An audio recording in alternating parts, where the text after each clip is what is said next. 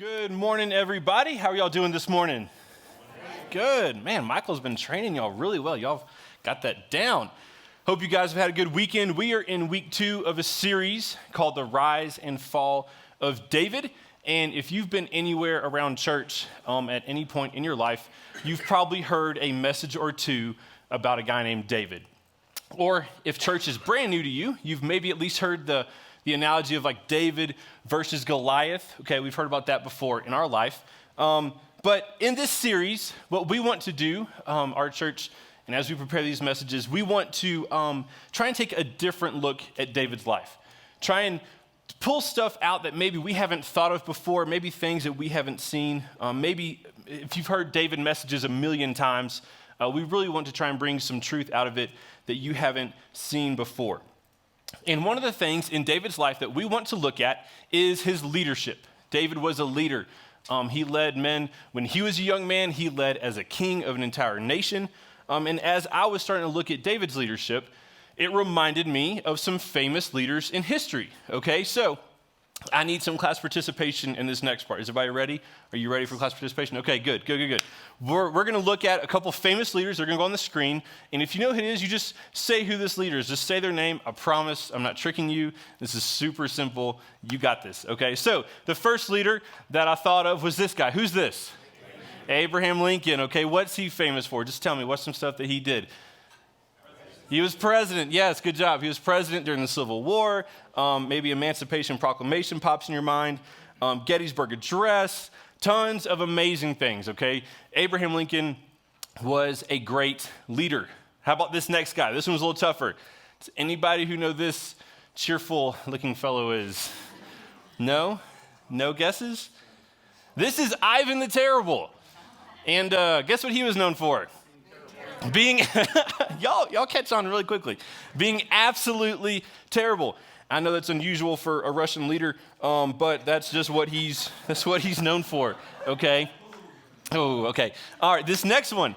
If somebody guesses this one, I will give you a crisp $5 bill whenever I can get to one. Okay, this next guy. Does anybody know who this is? Oh, it's a long time ago. No, it's not Hitler. I avoid talking about Hitler as much as possible whenever I teach. This guy is a guy named Ernest Shackleton. Ernest Shackleton. I never heard of his story. As I studied it this past week, he has an amazing story. He was a famous explorer in the early 20th century, and what he was doing is he was leading an expedition team to cross Antarctica. Okay, not like just go visit and like say, hey, and take pictures of penguins, like to cross Antarctica, which nowadays is a huge feat. But over 100 years ago, this is just absolutely insane that he even tried to attempt this. And so as they begin their trek across Antarctica, they actually were still on their boat and the ocean froze around them. Okay, that's how cold. It's colder than Colorado in Antarctica, okay? It gets cold there. Their boat got frozen and they weren't trapped for a couple of days. Okay, his team wasn't trapped for a couple of weeks or even a couple of months. All right, his entire team, they were literally trapped and stranded in Antarctica for years. They were stranded for years. After being stranded there for a long time, I guess the weather doesn't change that often in Antarctica. It's just always cold, okay? They ran out of supplies. They had to take apart their ship that they were on. The saddest part, they had to eat their sled dogs. Okay, yeah, I know. That's a terrible trip at that point. When you're eating your sled dog, that's a bad day. And after being there for a little over a year, Ernest, he got a couple of guys, and they got in a lifeboat, and they trekked 900 miles across the ocean to try and find an outpost.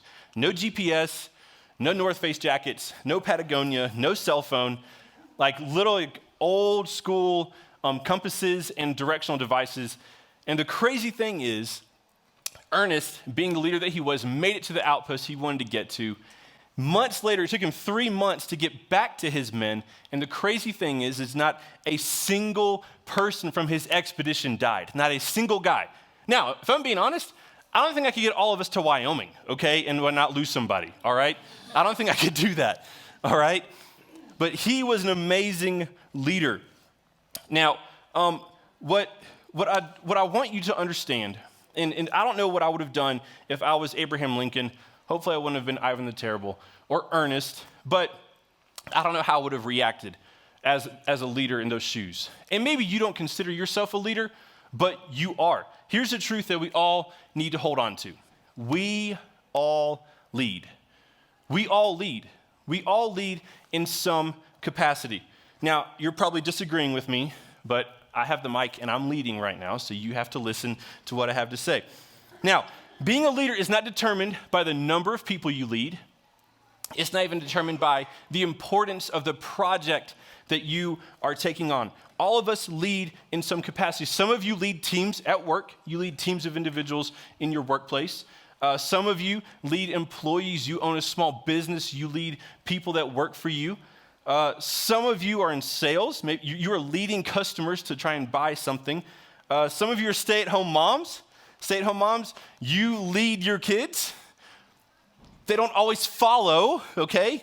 But you lead your kids. Grandparents, you lead your grandchildren. We are all involved in leadership in some way or another. Our setup team, if you're on our setup team, you led this morning. You literally created this environment and made decisions for people. We all lead. It is inescapable. And with that truth settled, I want to ask you a question.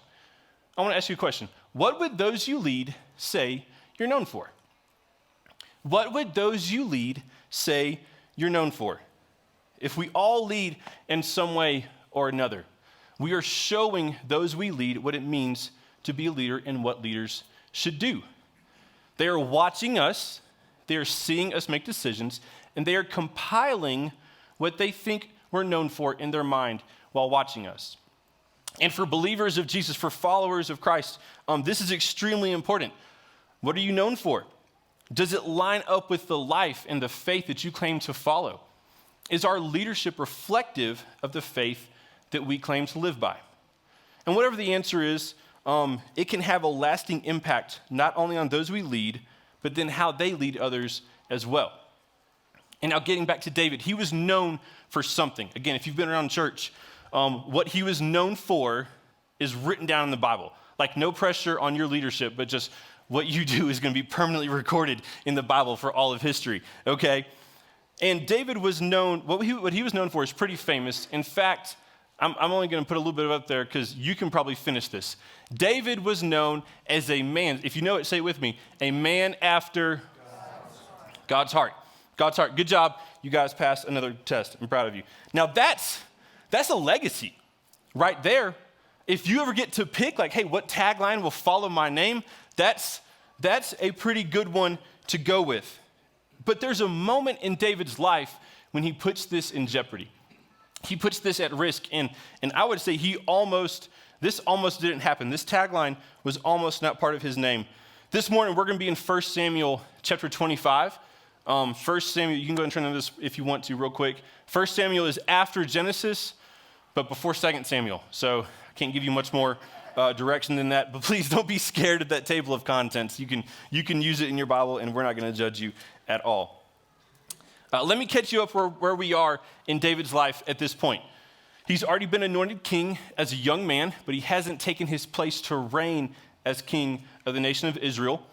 The whole David and Goliath thing has already happened at this point. That's already happened. And so David has risen to a level of popularity. Most of the nation of Israel knows who David is. They know what he's done. They're even singing little songs about him. But his life that he's living is not glamorous at all. At this point, the current reigning king Saul has a bounty out for David. He wants David dead.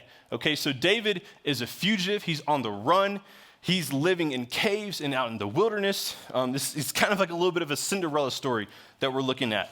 And it's actually at this point in David's life where he spent a ton of time with God, and he was singing and he would write songs.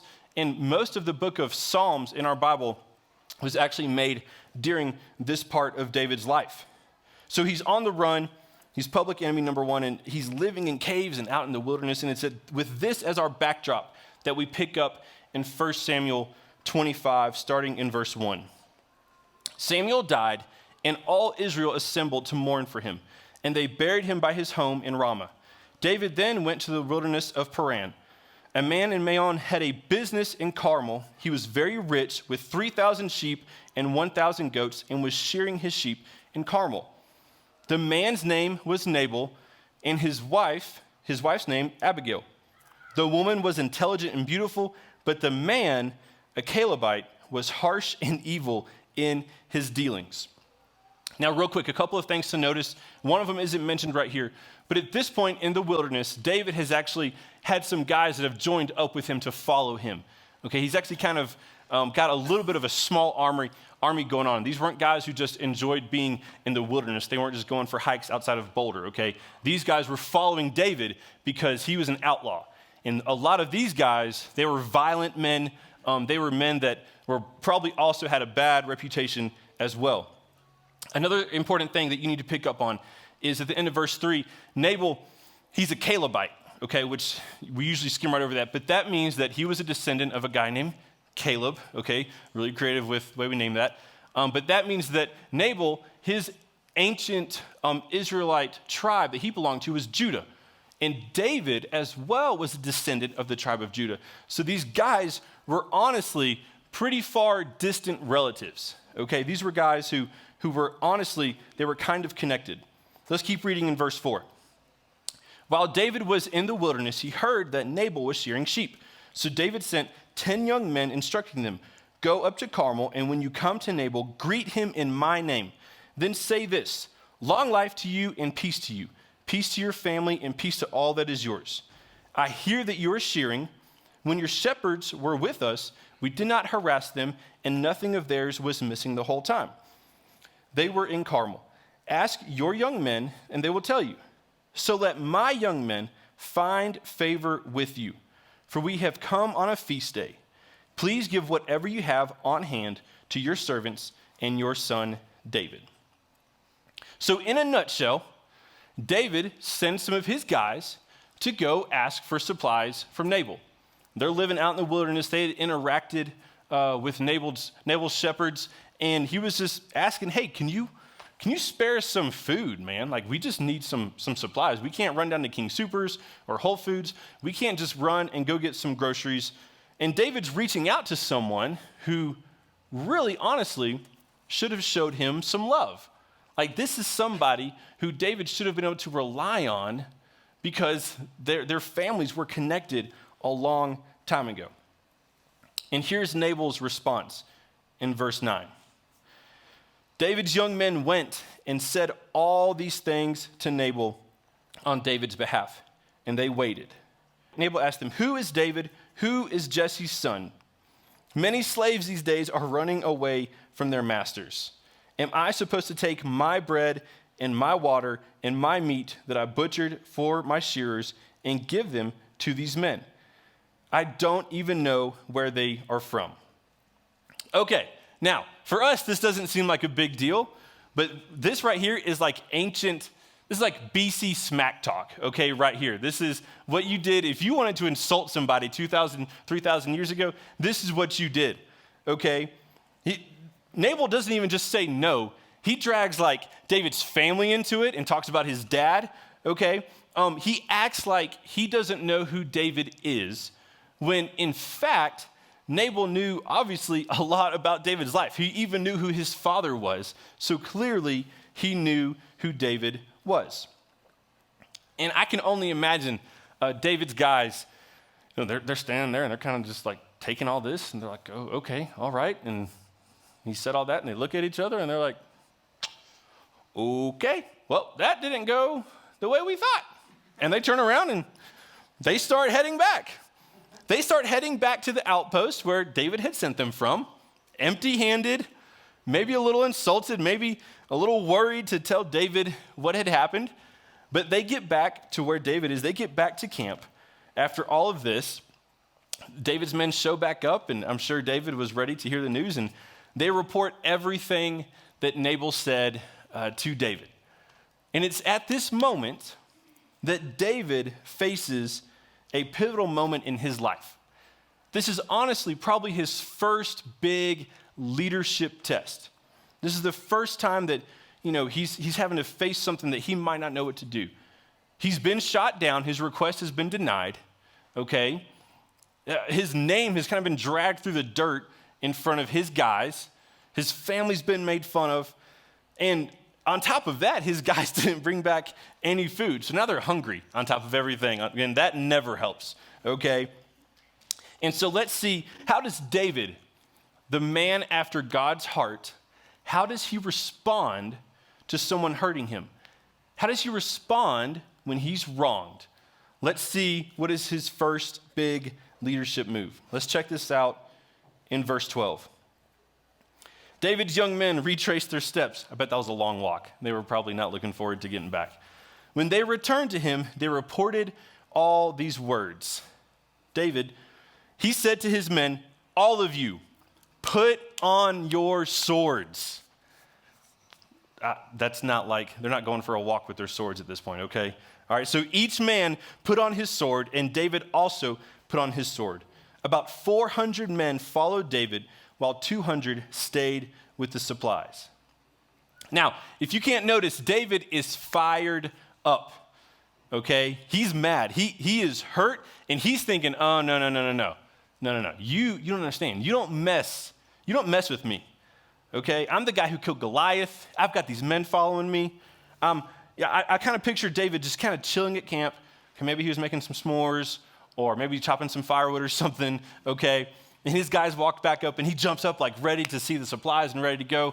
But instead, he's greeted with this in front of all of his men, and he's like, oh no. All right, boys, load up. It's time to roll. Let's go. We're going to go take care of business right now, okay? And this wasn't some type of like uniform exercise. He wasn't checking to make sure everybody knew what to wear. They weren't going to a fencing tournament or to like a sword training time. No, David meant business. And all of his men were following him. They were following his leadership. Here's what's going on in this moment. David wanted payback. David wanted payback. He had been rejected.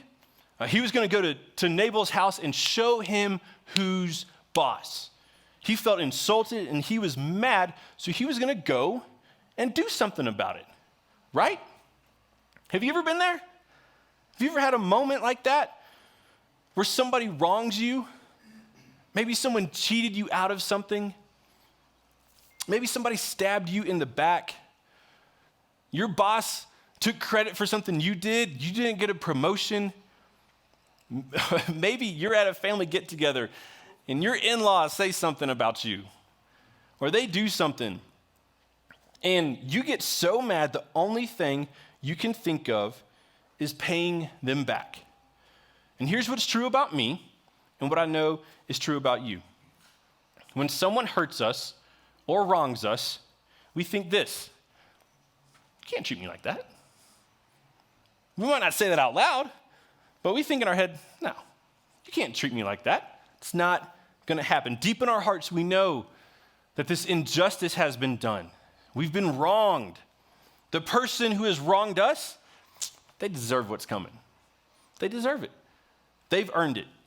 And it's in these moments when we're most offended, when we're most hurt, we begin to pursue something. We begin to pursue payback. When we're hurt, we start pursuing payback. Maybe it's instantaneous for you.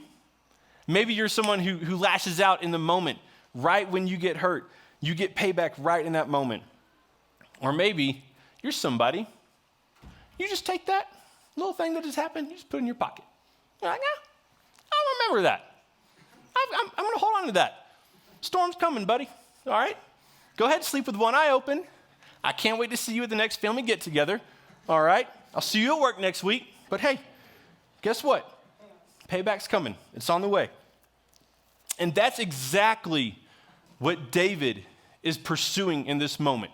Literally, he has loaded up his guys, and they are going to get some payback. Well, word about what happened gets back to Nabel's wife. Maybe you've already forgotten about her, but her name was Abigail. Someone informs her about the entire situation. Like, I can picture them like sitting there watching Nabel, watching David's guys, watching Nabel, and be like, ooh, this is bad. And they go running off and they go tell her everything that went down. And thankfully, Abigail was a wise woman, And she knew that there was probably going to be some fallout from this situation. She knew probably what was coming. She knew David and his whole band of men were probably going to come and get some payback. And thankfully, she decides to intervene. So quickly, Abigail, because she's the woman of the house, man, she gathers up supplies. She knows where everything is. She's got this under control. She gets a bunch of food together. She makes and gets some desserts ready to go for these guys because, hey, you got to calm my boy down. You bring them food, right? That's what I'm talking about. And she even got some wine and loaded it up. She was ready to go meet these guys. She gets a whole bunch of stuff, and she starts heading in David's direction, trying to get to him and intercept him before he gets his payback.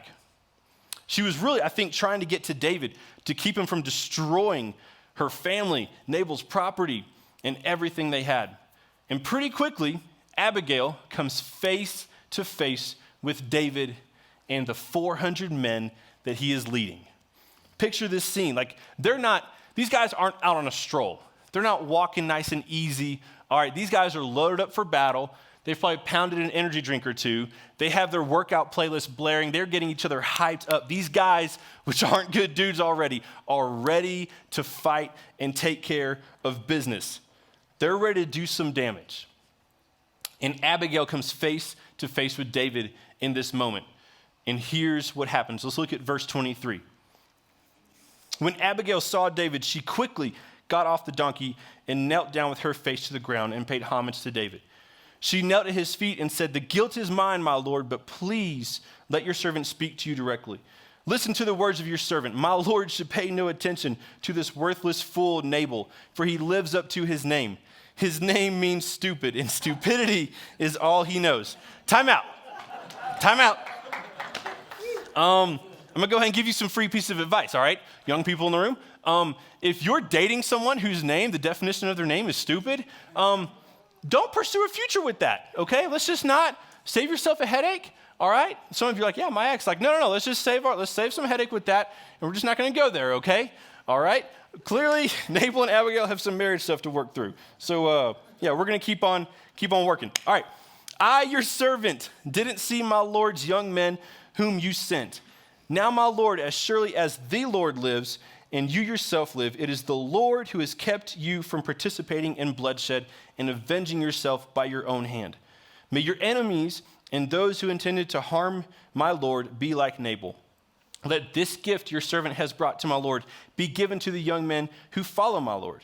Please forgive your servant's offense, for the Lord is certain to make a lasting dynasty for my Lord because he fights the Lord's battles. Throughout your life, may evil not be found in you. Abigail goes all out. I mean, she throws out the kitchen sink, man. She is begging for mercy from David. She is asking him to choose forgiveness rather than payback. Now, honestly, why? Why did Abigail do this? I don't think it was out of self-preservation. And I don't think it was out of preservation for her husband, because clearly they've got some stuff they need to work on, okay? I think Abigail knew something. And I think she understood something. I think it's something that each one of us should understand as well. She knew this. Payback is dangerous. Payback is dangerous. Abigail knew who David was. Most of the country did. She knew what he had accomplished so far. She had heard the stories, and she probably knew that he had already been anointed king and that he would be king very soon. But more importantly, Abigail knew that David was a leader, and that as a leader, the decisions that David made would have a lasting impact on his reign, on his life, and on the nation as a whole. She knew that if David went through with it, with what he wanted to do, if he got payback, that would be part of his legacy. This moment could define his legacy. Quick question. What did we say about David earlier? He was known as a man after God's heart. Good. Right, y'all are still with me. Good. Think about this.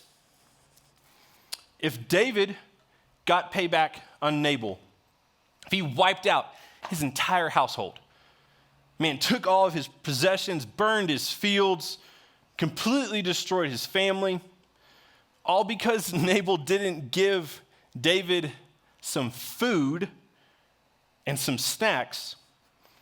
Do you think David would have ever been known as a man after God's heart? If David went through with what he wanted to do and got payback, like every other leader in history, I honestly think we would call him something different. He would be known as maybe this: David, a man after payback. I don't know. Or maybe this: David, man after blood. David, a man you don't cross. I still think he would have ended up king. God had anointed that. But I think his legacy, what he was known as, what he was called, would have changed. Abigail knew that payback put so much in jeopardy. David's entire legacy would have changed. The way he was viewed by the country, the way his men viewed him, that small group of men that he led, his reputation would have gone from one of godliness to one of violence. And that's actually not the worst part. The worst part is this: David's heart would have changed. His heart. Outside of his reputation, outside of what he's known for, he would have no longer been a man that pursues God's heart. He would have been someone who pursues only what he wants. He would have pursued protecting himself over God's plan. He would have pursued having a good, strong name in front of other people rather than being someone after God's heart. He would have been putting himself in the driver's seat of his life, all over a little bit of payback. And you and I, we're at risk for the exact same thing. The exact same thing. Every time we're hurt by someone or wronged by someone, we have a choice to make. Do I get payback? Do I choose to pay back someone over how they wronged me? And we have to realize that payback comes down to this: control. Payback comes down to control. We couldn't control what somebody did to us, so we're going to take what little control we have left and use our power and pay them back.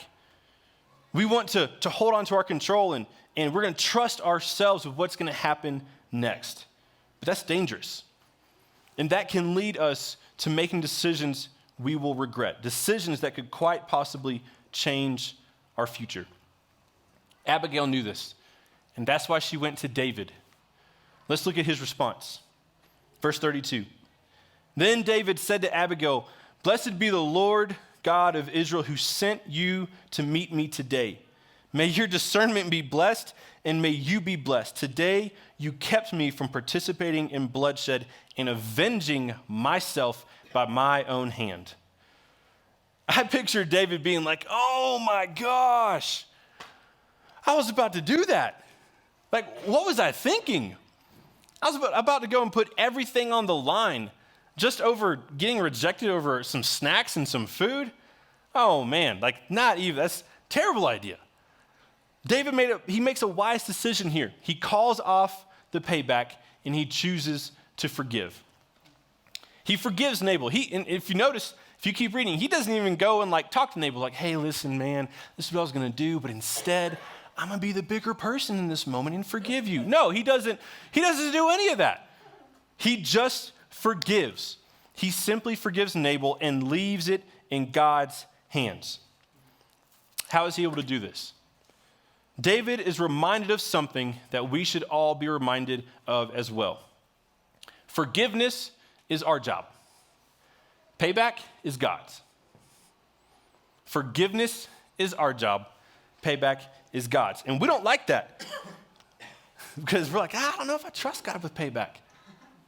But all the way back to before David was born, God had told the nation of Israel this in Deuteronomy 32, verse 35. "Vengeance and retribution belong to me. In time their foot will slip, for their day of disaster is near, and their doom is coming quickly." This is something that David knew, something he had been taught his entire life. As a child, he would have memorized this verse. He knew what this was, but he needed to be reminded. And as we finish Nabel's story, something pretty crazy happens. Verse 37. In the morning, when Nabel sobered up, Nabel had a drinking problem, okay? His wife told him about these events. His heart died and he became a stone. About 10 days later, the Lord struck Nabel dead. Now, I know that sounds harsh. That might seem like a little overboard on God's part. You might be thinking, why didn't God just let David kill Nabel if he was going to die anyway? Here's the thing. Because David obeyed, God blessed him. And God was the one who punished Nabel, leaving David innocent. Could you imagine David's response when he heard about Nabel dying? He was probably like, oh, okay, all right. Message received, got it. And here's what David learned from this situation and something we need to remember as well. We can't take God's job and make it ours. This could apply to a bunch of different things in life, but specifically with payback. We can't take God's job and make it ours.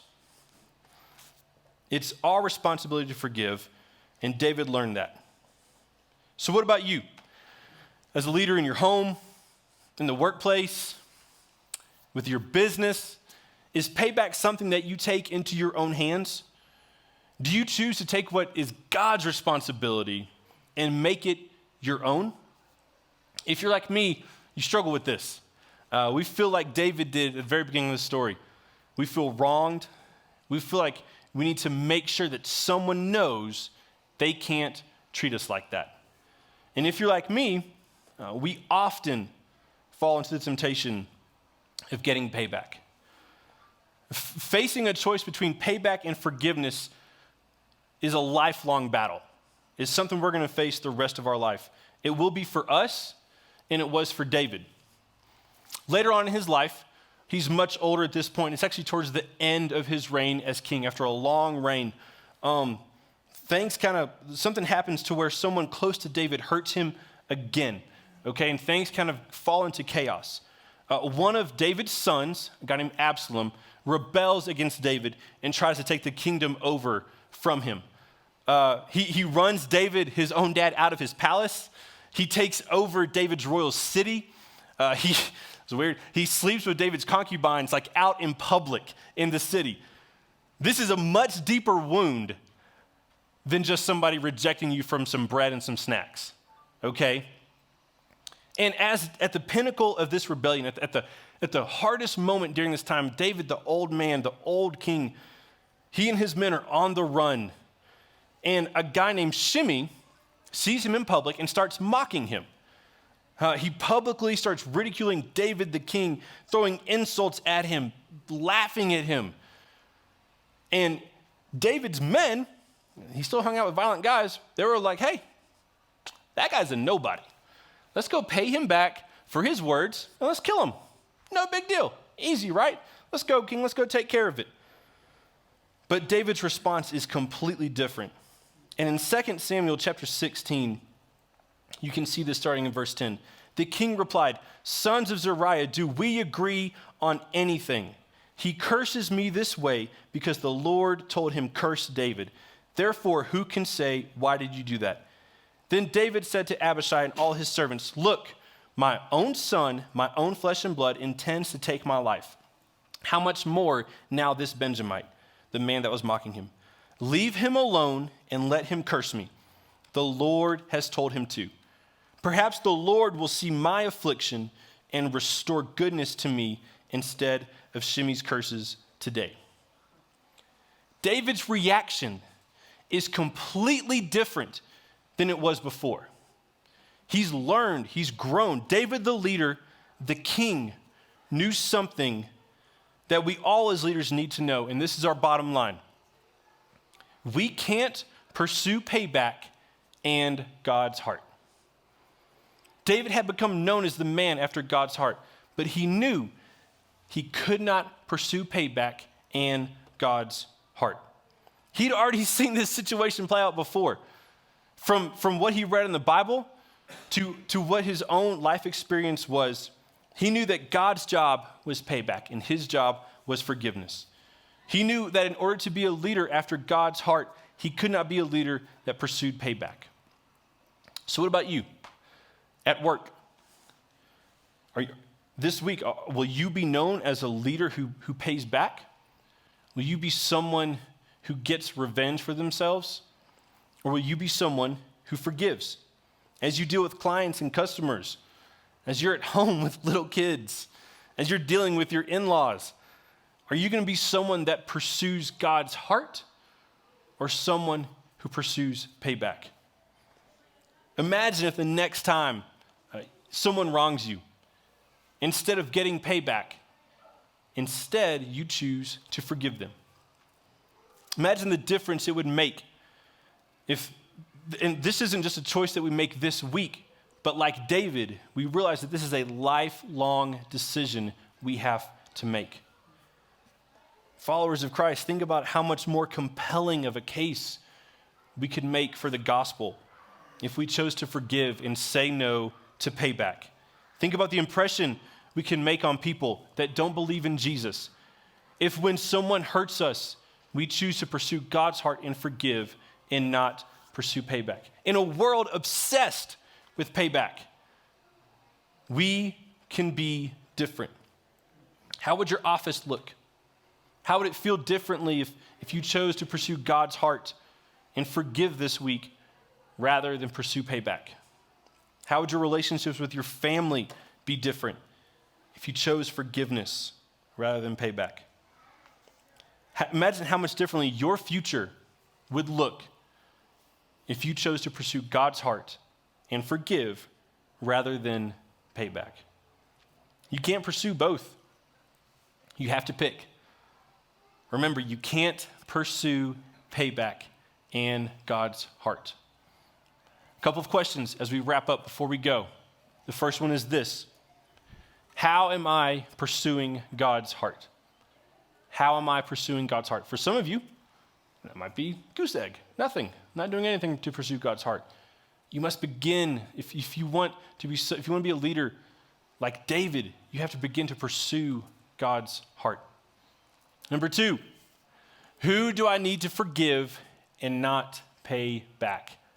I would bet money somebody has been in your head this whole time, like, nah, I'm still going to pay him back, I think. No. Who do you need to forgive and not pay back? And the last one, how can I model forgiveness for those I lead? At work, at home, at your school that you teach at? How can I model forgiveness for those I lead? You're going to have situations that come up. You're going to have times where you can choose to either pay back or pursue God's heart. And it's in those moments that you can model for those that you lead what it looks like to forgive. Let's pray. Jesus, thank you so much for this morning. Thank you so much for everyone here that makes up Church 8025. God, we thank you for the relationships that we have. God, thank you so much for your word. Thank you for the story of David. And God, how he faced situations where payback was a choice. And he almost made that choice, Lord. But we're so thankful that Abigail intervened. And God, I ask that you will help us to remember that in moments in our life when we're hurt, when someone wrongs us, when someone hurts us, God, that we have a choice to make. Please give us strength this week that as we go and interact with people at work, at home, with family, God, I pray that you'll help us to not pay back. Help us to be reminded that payback is dangerous. God, please help us to remember to choose forgiveness so we can pursue your heart and not be people who are known for payback. Lord, use us all this week in our workplaces, where we live, in our neighborhoods, with our families. I pray that we'll be people who it's obvious that when people talk about us when we're gone, that we're people who pursued your heart and nothing else. Help us to make those decisions, God. And it's all in Jesus' name we pray. Amen.